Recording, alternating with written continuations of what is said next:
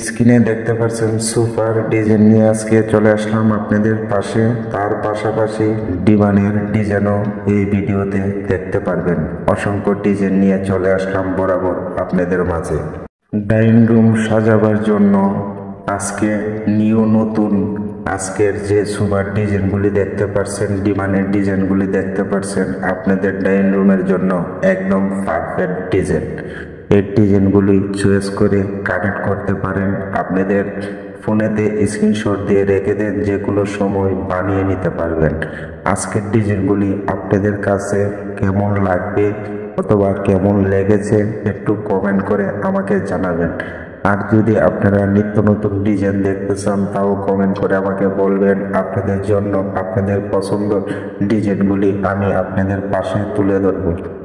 আপনাদের চয়েস মতে ডিমান্ড অথচ ডিজাইনের মধ্যে যে সোফাগুলি দেখতে পাচ্ছেন, আপনাদের পছন্দ মতে আপনারা বানিয়ে নিতে পারবেন যে কোনো কাঠ দিয়ে। হতে পারে কম দামি কাঠ, হতে পারে বেশি দামি কাঠ।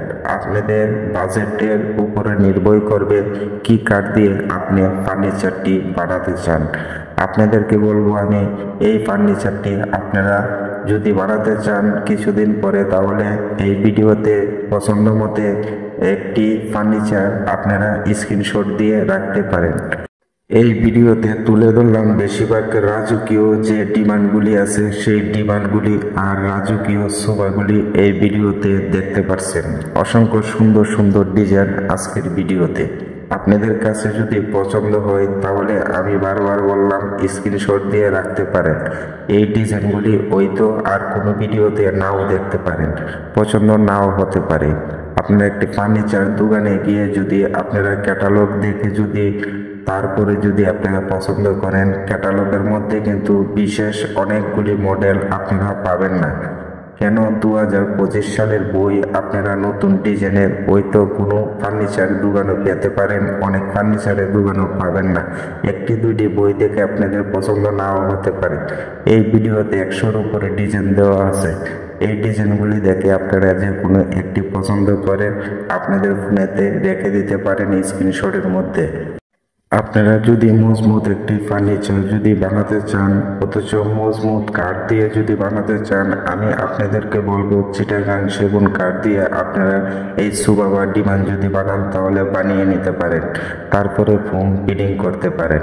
আশা করি চিটাগাং সেগুন কাঠ দিয়ে যদি ফার্নিচারটি বানান তাহলে টেকসই ও মজবুত অনেক বেশি হবে।